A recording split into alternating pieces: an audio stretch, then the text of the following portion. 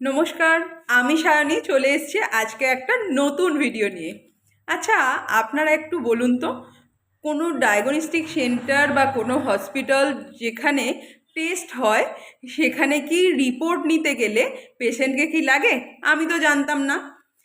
কারণ আমি এটাই জানি যে যখন টেস্ট করতে হয় তখন পেশেন্টকে লাগে, রিপোর্ট নেওয়ার সময় পেশেন্টকেই লাগে এরকম ঘটনা তো আমার জানা ছিল না। আপনারা কি সেরকম কিছু জানেন? যদিও আজকে আমার সাথে সেরকমই একটা ঘটনা ঘটেছে। কোথায় জানেন? আমাদের রাজ্যের এনআরএস সরকারি হসপিটালে, মানে নীলরতন সরকার মেডিকেল কলেজ, যেটা শিয়ালদায়। আমার মায়ের কিছু টেস্ট হয়েছিল গাইনোকোলজি বিভাগে, যেটার টেস্ট হয়েছিল 2 তারিখে, মানে 2 তারিখ মানে জানুয়ারির 2 তারিখে। আমি সমস্ত রিপোর্ট পাওয়ার পরেও একটা রিপোর্ট যেটা আমাকে গাইনোকোলজির ওপিডি থেকে নিতে হবে, এবং সেটা আমাকে মঙ্গলবারই নিতে হবে। কেন? আমি মঙ্গলবার পেশেন্ট দেখাবো, তার জন্যই নিতে হবে, সেটাও মেনে নিলাম। এর আগে আমি যেদিন রিপোর্ট কালেক্ট করতে গিয়েছিলাম সেদিন আমি রিপোর্ট পাইনি। এর আগে যেদিন আমি রিপোর্ট কালেক্ট করতে গিয়েছিলাম সেই দিনটা ছিল বৃহস্পতিবার। তো সেই দিন আমি সব রিপোর্ট পাইনি। আমার সমস্ত রিপোর্ট পাওয়ার পরও একটা রিপোর্ট বাকি থেকে গিয়েছিল। আমাকে ওখান থেকে বলা হয়েছিল মঙ্গলবার দিন আপনি আসুন, রিপোর্টটা পেয়ে যাবেন, কেন কি আপনি যেহেতু মঙ্গলবার ডাক্তার দেখাবেন। তো কথা মতো কাজ, আজকে চলে গিয়েছিলাম রিপোর্ট নিতে। কারণ আমার মা দেখাবে পরের সপ্তাহে, এই সপ্তাহে দেখাবে না। তো আমি ভেবেছিলাম আমার রিপোর্টটা আমি কালেক্ট করে নেব, মা পরের সপ্তাহে দেখাবে। আমি যখন পৌঁছালাম এনআরএসে রিপোর্টটা কালেক্ট করতে, ওখানে কিছু হোমগার্ড ছিলেন যারা আমাকে রিপোর্টের পর্যন্ত পৌঁছতে দিলেন না। ওখানে আমায় বলা হলো রিপোর্ট নাকি নেওয়ার জন্য পেশেন্টকেই যেতে হবে। আমি তো জানতাম রিপোর্ট করতে, মানে যখন স্যাম্পেল নেওয়া হয় তখন পেশেন্টকে যেতে হয়, রিপোর্ট নেওয়ার সময় পেশেন্টকে যেতে হবে। এটা কি খুব আশ্চর্যের ব্যাপার নয়? আমি ওনাকে রিকোয়েস্ট করলাম যে আপনি একবার ভিতরে গিয়ে দেখুন যে আমার রিপোর্টটা হয়ে গেছে কিনা, আমায় দেওয়ার দরকার নেই, আমি নেক্সট মঙ্গলবার যখন দেখাবো তখন মানে আমি রিপোর্টটা নিয়ে নেব। উনি তো সেটা করলেনই না। উপরন্তু উনি বললেন যে পরের মঙ্গলবার এসে দেখবেন, তার আগে আপনাকে দেওয়া যাবে না, কোনোভাবেই রিপোর্ট দেওয়া যাবে না। আমি তখন জিজ্ঞেস করলাম যে আমার রিপোর্টটা যদি রেডি না হয় তাহলে আমি কিভাবে ডাক্তারকে দেখাবো? উনি বললেন রিপোর্ট 2 তারিখে হয়েছে, তার মানে এতদিনে হয়ে গেছে। আমি বললাম আপনি কনফার্ম তো? বলছে না, অনেক সময় আসে না, আপনার ফোনে মেসেজ চলে যাবে। আমি বললাম আমার ফোনে তো কোনো মেসেজ যায়নি। তখন উনি বললেন যে অনেক সময় ক্যান্সেলও হয়। আমি বললাম ধরুন আমার রিপোর্টটা ক্যান্সেলই হলো, তাহলে আমি কিভাবে ডাক্তার দেখাবো পরের দিন?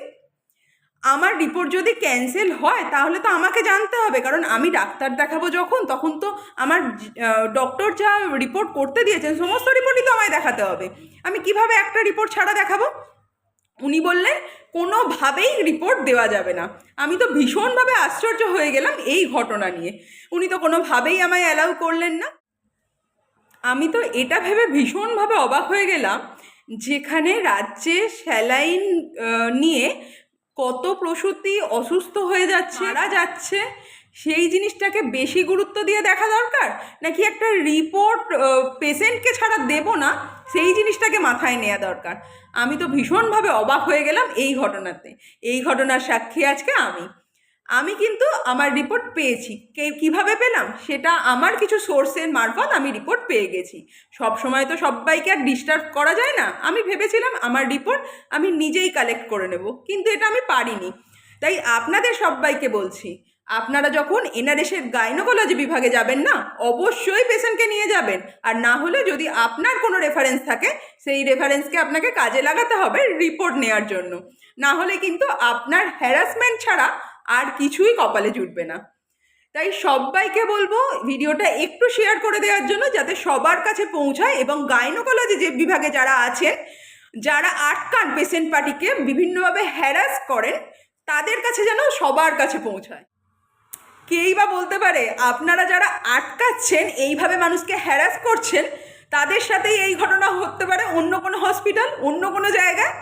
আপনারাও কিন্তু এই ঘটনার সম্মুখীন হতে পারেন। তাই আপনাদেরকে বলবো আপনারা পেশেন্ট পার্টির সাথে দুর্ব্যবহার না করে, অসহযোগিতা না করে একটু সহযোগিতার হাত বাড়িয়ে দিন। আমাদের রাজ্য সরকার এত সুন্দরভাবে মানুষকে পরিষেবা দিচ্ছেন, সব কিছু দিচ্ছেন যাতে মানুষ চিকিৎসা ব্যবস্থাটা সুন্দরভাবে ব্যবহার করতে পারে, কিন্তু আপনাদের মতো গুটি কয়েক মানুষের জন্য কিন্তু সেই সরকারেরই বদনাম হচ্ছে। এমন নয় আপনারা যে ফ্রিতে করছেন, আপনারা কিন্তু আপনাদের স্যালারিটা ঠিক টাইম মতো নিয়ে নিচ্ছেন, আপনারা কিন্তু ফ্রিতে কোনো সার্ভিস দিচ্ছেন না। গাইনোকোলজি বিভাগে ওনাদের যা দাদাগিরি দেখলাম, সেই মুহূর্তে আমি ভিডিও করার মতো কন্ডিশনে ছিলাম না। এরপর যখন আমি ভবিষ্যতে যাব কোনো সরকারি জায়গায় সুবিধা নিতে, অবশ্যই আমি সচেতনভাবে থাকবো যাতে আপনাদের কাছে সেই ব্যবস্থার চিত্রটা তুলে ধরতে পারি। সবাই খুব ভালো থাকবেন, সুস্থ থাকবেন, আর পেশেন্ট পার্টিকে যতটা সম্ভব হ্যারাস না করে একটু সহযোগিতার হাত বাড়িয়ে দিন। দেখবেন আপনারাও ভালো থাকবেন আর মানুষ তাড়াতাড়ি সুস্থ হয়ে যাবে। খুব ভালো থাকবেন। নমস্কার।